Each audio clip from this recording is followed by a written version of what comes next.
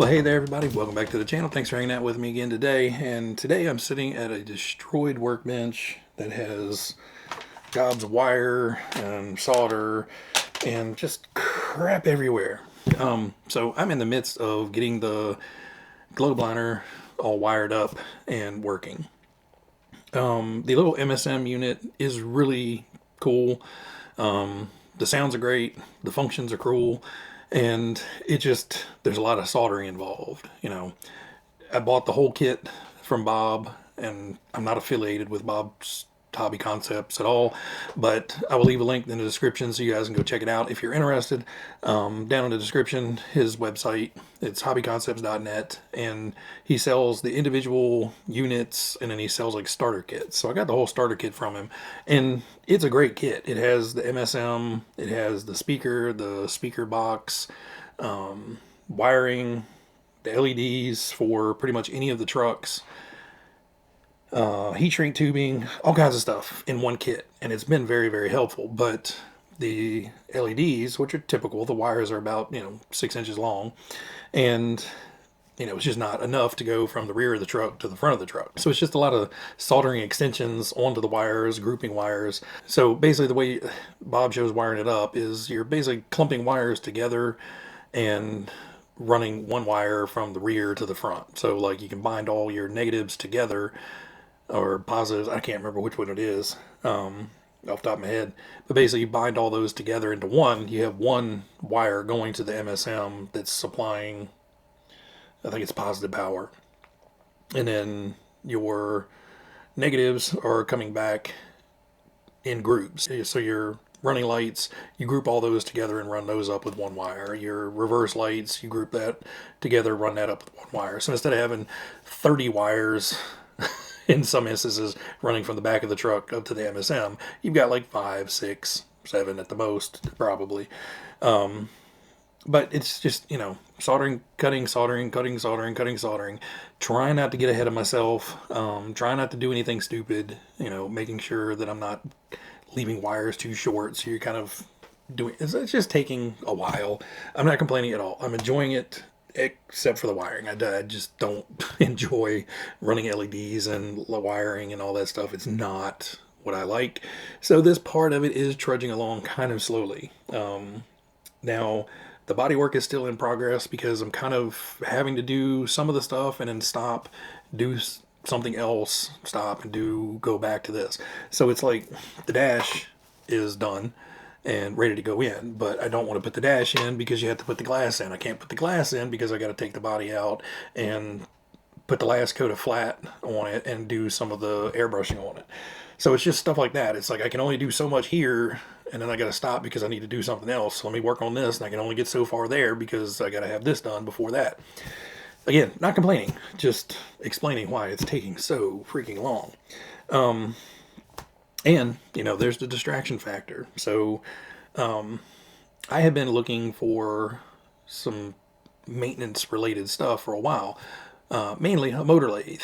But geez, Huddy is about the only one that makes motor lathes anymore.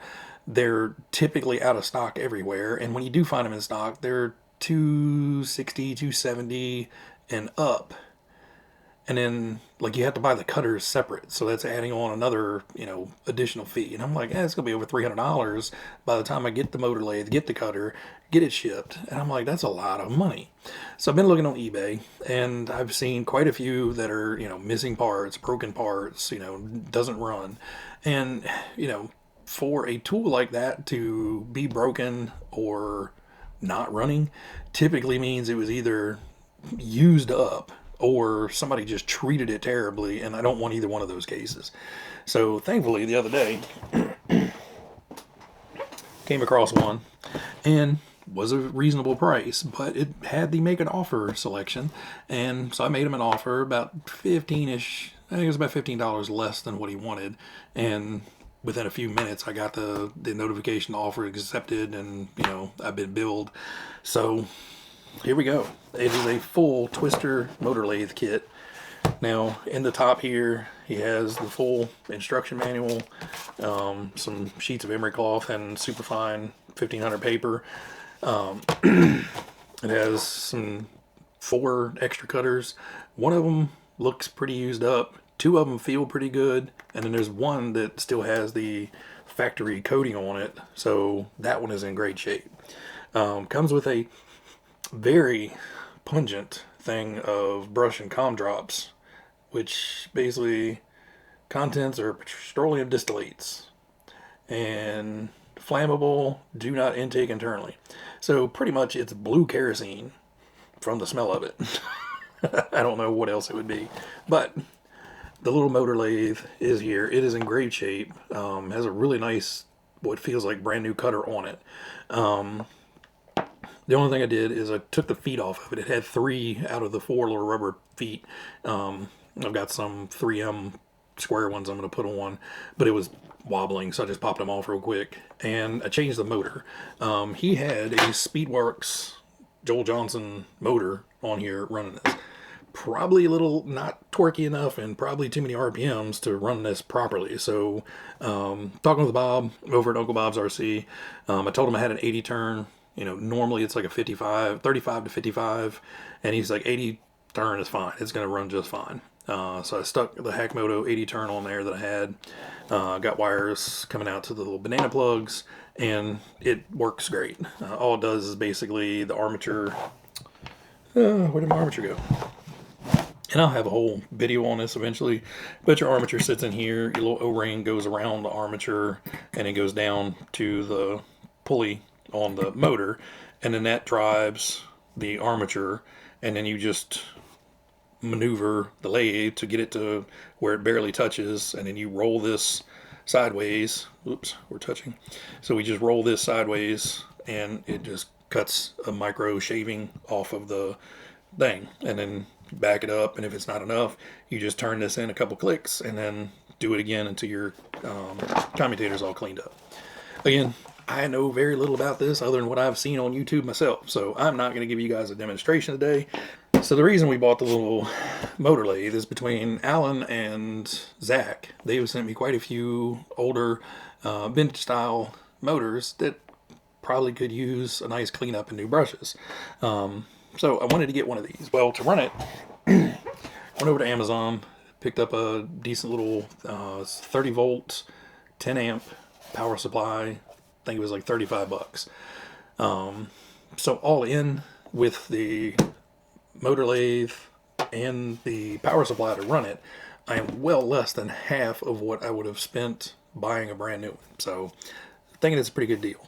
I did run it last night and cleaned up this comm. I'll put some pictures here, but all I did was break apart a used junky stock Tamiya motor.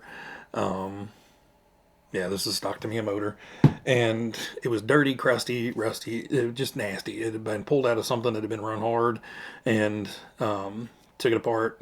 And it didn't have much scoring on there, but it had the 3 distinct grooves in it from where those brushes were wearing in. And one quick pass, and it cleaned it up. There's still a minute little scar in one area, but it's, you know, there's still plenty of copper on here. I could make another pass with it, no problem. But it's not going back together because I basically destroyed the cam. This was just a test run. Does the thing work, and do I have any idea how to use it? I've got to go through the motors that I have, figure out which ones are lay down, which ones are stand-up brushes, and try to find somebody somewhere where I can buy, 10, 12, 20 at a time for a decent price and not be paying $8-9 a pair for brushes. So that's something up for the future, and that way I can start cleaning up some of those old motors and getting them in some of the restorations and builds coming up. So got a letter in the mail today from Chris and Zach over at Tamiya Talks RC, and they sent over a 5-pack of their stickers.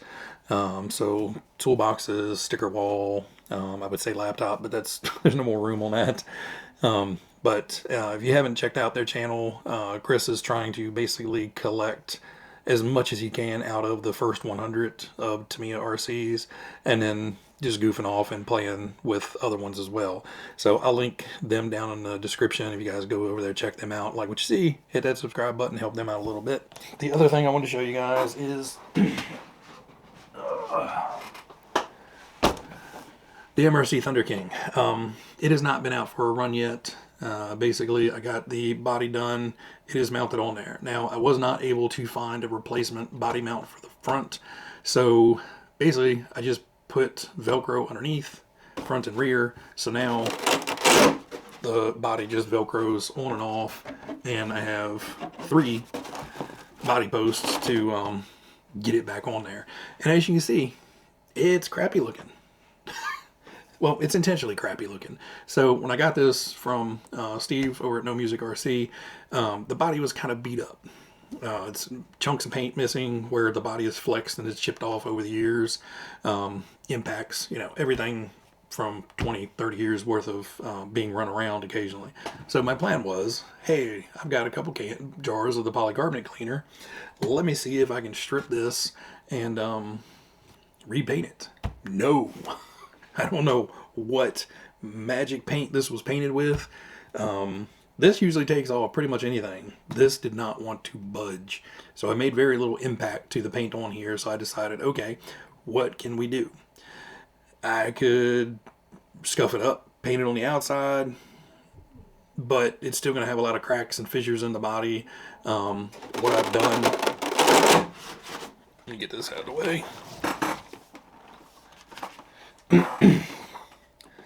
So what I've done is in all the damaged areas, like around the front body posts, around the rear body posts, they were chewed up pretty bad. So I cut scraps of thick Lexan, glued them in place with the E6000 glue, let it cure, re-drilled the holes, and now those are nice and stiff. Those will hold up for pretty much ever. The corners of the cab, there's some stuff right here in the corner of the body up here.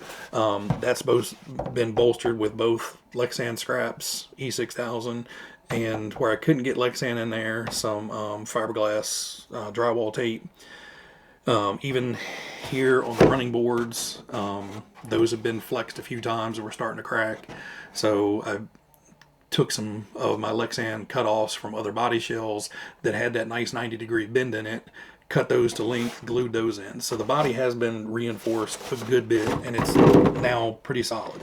Not perfect. So I just kind of went with it. So I came in and I took the Proline airbrush paints, mixed it up to where I had basically a rust color and a brown color, and then came in with a sponge and started sponging in splotched colors where the clear body was showing.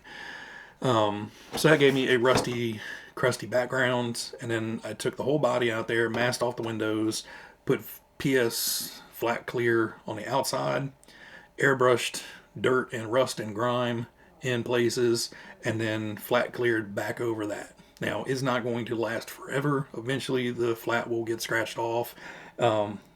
But I'm not planning on beating this up much. Struts had a life, and it's a collector's item at this point. They do not remake these bodies. And with talking with Phil, he had actually reached out to Team Blue Groove in Canada to see, hey, if I send you my body, can you remake one that's in good shape? And they were like, it won't even fit on our machines. So the machines they have for vacuum forming their stuff, they're pretty much cut down and restricted to like the 1/10 scale, maybe some 1/8 scale stuff that they can fit on there. This is just too big for their thing, and I'm pretty sure that's why this has never been remade. One, there's just not a huge market for it, and two, most people that are doing reproduction bodies are focused on the 1/10, maybe an 1/8 scale here and there, but this giant world scale thing just doesn't fit on very many people's machines. And with the cost of Lexan these days, these are probably pretty pricey to make. So if you make a mistake, it draws in with a big crinkle down the side, well, you're probably out $20 for that, $20-30 for that big sheet of Lexan.